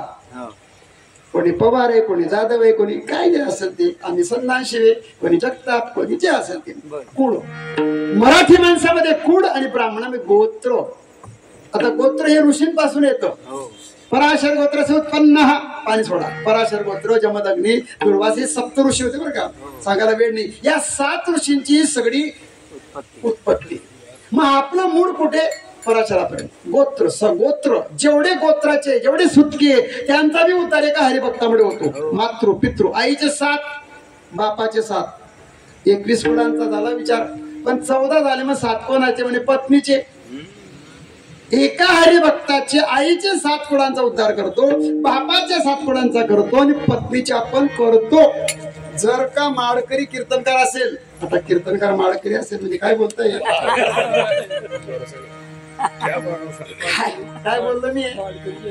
कीर्तनकार जर माळकरी असेल, चुकलं का विधान? जर का एखाद्या सासऱ्या सासूचे जावई माळकरी आहे, कीर्तन करतात, वादन करतात, पारमार्थिक आहे, आणि तो जावई जर का सासरवडीला एकादशी आणि द्वादशी थांबून गेला किंवा आला तेव्हा द्वादशी होती, पुरणाची पोळी, आंब्याचा रसाचं जेवण जर का जावयाने सासऱ्याच्या घरी माळकऱ्याने केलं तर 11 ब्राह्मण जेव घातल्याचं पुण्य मिळतं त्या सासऱ्याला आणि सासूला. आता माझ्या सासूबाईला मी एकच जावई, किती एकादशी झाल्या. माझं म्हणजे एकादशी ज्या दिवशी असते त्या दिवशी कोणाच्या घरचं खायचं नसतं. पण आमचं असं चाललंय, थोडस राहतं पण ते बी गांडीतून घडून जाते. आमचं समाजाकडेच जातं सगळं. म्हणजे खूप पुण्यवान आहे आपण असं नाही, पण जे काय आम्ही थोडंफार काकणभर करतो ते पण घडून जातं. कारण आम्ही एकादशी कुठे असते, आता मी चांदवडला होतो एकादशीला, इथे काय म्हणजे कुठे आपण जेवतो, आता कुठे बी जेवत नाही.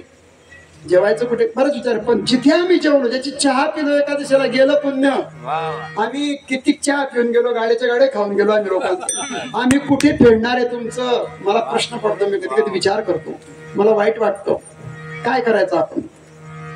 पण त्याच्यावरती गुरुवारी संदीपन महाराज असेगावकर, वारकरी शिक्षण संस्था, ते म्हटले की जर का ते पुण्य तुम्हाला आपल्याला सांभाळून ठेवायचं असेल, आपल्या त्यांच्यासाठी सांगतो, मग हे पुण्य लोकांना समर्पित आहे. ठीक आहे, असू द्या, काही हरकत नाही. त्याचा शुद्ध भाव आहे, प्रेम आहे, आदर आहे. आता आपल्या किती प्रेमाने जेवण घातलं, आम्ही मनापासून केलं म्हणे बाबा, म्हणून स्वादिष्ट कडी झाली, सगळंच आहे. प्रेम आहे तुमचं, तुमच्या प्रेमाचा मला अपमान करायचा नाहीये. पण मग हे आमचं काय अर्जित होणार आहे? मग त्याने काय करायचं?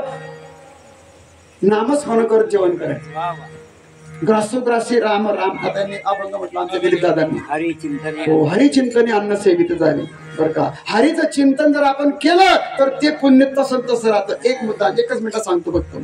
जिथे आम्ही वाजवतो, जिथे कीर्तन करतो, तिथे आपण जय विठ्ठल महाराज काय करता, असं करता ना. पण आत्ता फळावरती कीर्तन झालं एकादशीला, तेव्हा संदीपन मला सांगितलं की हे मधलं बोट घ्यायचं आणि ते असं करायचं आणि ते इथे लावायचं. तुम्ही आता तिचे कीर्तनाला बसले ऐकायला, उठल्यानंतर तसेच उठून घरी जातो आम्ही, ते सर्व पुण्य तिथेच राहून जातो. तुम्ही काय करायचं, आता काही गोमा असतात, एक मेक असते, पण ती सांगून टाकतो तुम्हाला. तर हे बोट इथे या जागेला स्पर्श करायचा आणि ते आपल्या इथे भ्रुकुटी म्हणता, याला आज्ञा चक्र म्हणतात, तिथे लावायचं, तेव्हा ते पुण्य तुमच्या सोबत जातं. म्हणून पखवाज सुरुवातीला वाजवायच्या अगोदर नमस्कार करायचा, आवरताना सुद्धा नमस्कार करायचा. विठ्ठल टाळ न विठ्ठल दिंडी, विठ्ठल तोंडी उच्चा. पण आमच्या गावातला तो पखवाज हालतो, सरकतो असा, अरे हा पाय घेतला त्यात ठेवला असा, आता कसा आलेल, आणि मग वाजवत होता. अरे म्हटलं याच्या पायावर डोकं ठेव. आता पखवाजवर पाय ठेवून जर वाजवत असेल काय करायचं. मग तर नमस्कार करा, आपलं पुण्य सांभाळा. हे चाललंय आमचं, पण त्याचं वर्म न माहित असल्यामुळे हे सगळं चाललं. विठ्ठलो विठ्ठलो.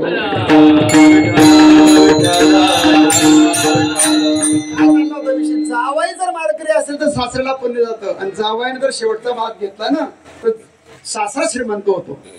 बापरे, का हो असं कसं? हो तसंच आहे ते, पण आम्हाला माहित नाही. पहिला भात खाल्लाच पाहिजे, शेवटचा भात आणि मधला भात. 3 ब्राह्मणांचं गाव आहे आणि आमचं माझे गुरुच ब्राह्मण होते आणि ब्राह्मणांच्या संगतीमध्ये माझं सगळं चाललंय. म्हणून ह्या छोट्या छोट्या गोष्टी माहिती आहे, छोट्या छोट्या गोष्टी. वर्म आहे, धर्म आहे वर्मांगी, कडले पाहिजे प्रसंगी, या छोट्या गोष्टी. मातृ पितृ भ्राता पत्नीच्याही गुणांचा उद्धार होतो, अशा 21 गुणांचा उद्धार होतो. सगोत्र सगळे आपले सुटकी, त्यांचाही उद्धार. अपार शब्द वापरला ज्ञानोबाराय. ज्ञानोबाराय म्हणतात आईचे, बापाचे, भावाचे आणि सगळ्या गोत्रांचे नाही.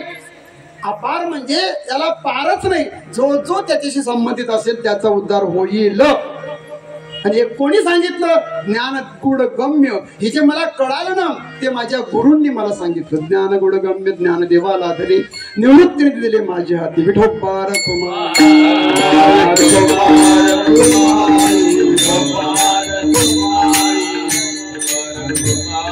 गाडी वाजवा हाताने.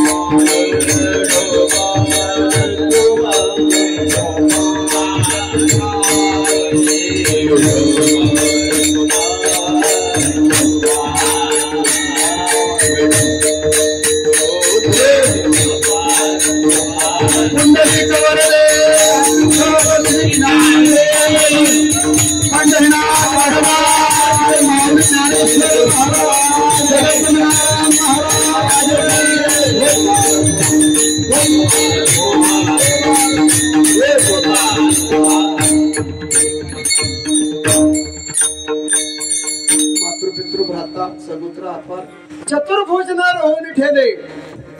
मग एवढं जर सामर्थ्य असेल हरिपाठात आणि माळ घालण्यामध्ये, मग ज्यांच्याकडे आता माळ नसेल त्यांनी कोणालाच गुरु करू नका, मला तर अजिबात करू नका. ग्रंथावर माळ ठेवा, ज्ञानोबारायांच्या ज्ञानेश्वरीवरती ठेवा. बस माऊली तुमच्या साक्षीने मी माळ घालतो, गड्यात घालून घ्या. कोणाच्याही हाताने माळ घातली जर का त्या व्यक्तीत दोष निर्माण झाला, तुमची श्रद्धा डळमळीत होईल. गुण आणि दोष ही व्यक्तीचे असतात, म्हणून आपण ग्रंथांनाच गुरु करा.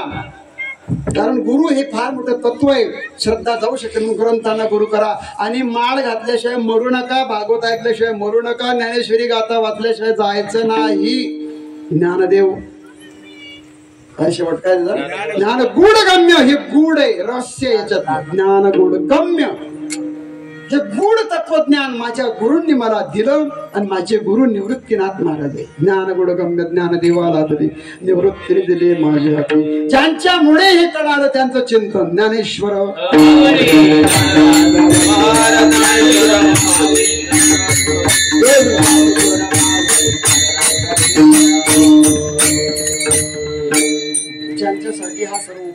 चालू आहे. त्यांनाही वैकुंठामध्ये सद्गती मिळावी, वैकुंठ प्राप्त व्हावा. कर्म त्यांचं काय असेल माहित नाही, पण हे सर्व पुण्य ज्ञानोबाराय म्हणतात की हरीच्या चिंतनानं त्यांचाही देह पवित्र व्हावा, त्यांचाही उद्धार व्हावा, अशी सर्व पवार परिवाराच्या वतीने सर्व आपण इथे जमलेल्या सगळ्यांच्या वतीने आपण प्रार्थना करूया की त्यांच्या कर्माने जाईल तिथे गेले असतील, परंतु कुठे गेले माहीत नाही, पण असतील त्या ठिकाणी सद्गती मिळावी. पुनर्जन्म मिळत असेल तर तो मानवाचा मिळावा, मोक्ष मिळावा एवढीच कामना व्यक्त करतो आणि ही सेवा या ठिकाणी थांबवतो. झालेली सेवा सद्गुरू ज्ञानोबा यांच्या चरणावरती, सद्गुरू सखाराम महाराजांच्या चरणावरती, अंबऋषींच्या, नामदेवरायांच्या चरणावरती समर्पित करायची, सेवेला विराम द्यायचा. सर्वांचं दर्शन कीर्तनाच्या निमित्तानं झालं हे मी माझं परम भाग्य समजतो. माझी बहीणच आंबणनेला राहत होत्या. दादांचं आणि आमच्या बहिणीचे चांगले घरोब्याचे जिव्हाड्याचे संबंध होते. अनेक आपत्ती काळाला आमचे निवडणे गेले या कोरोनामध्ये आणि दुःखद प्रसंग. भाचा लहान होता पण तो आता पुण्याला आहे. असा हा सगळा परिवार आमच्या बहिणीचा ढासळलेला, पण त्यांना जर धीर दिला असेल तर दादांनी दिला.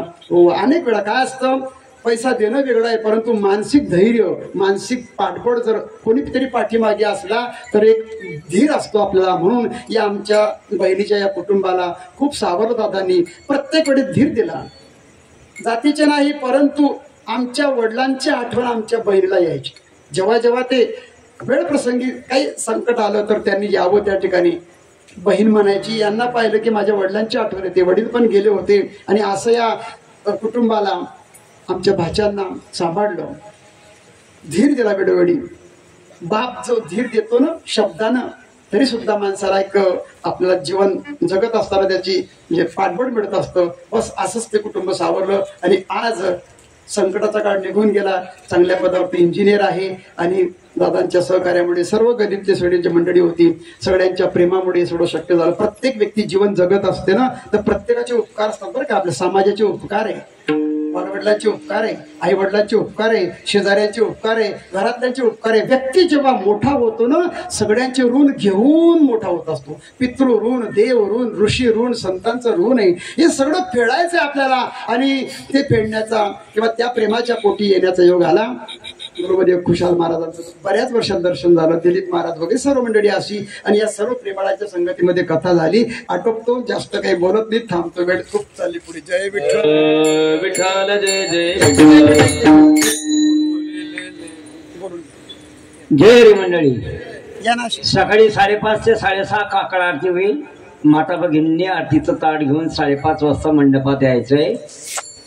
काकडा बनवला असेल तर ठीक आहे.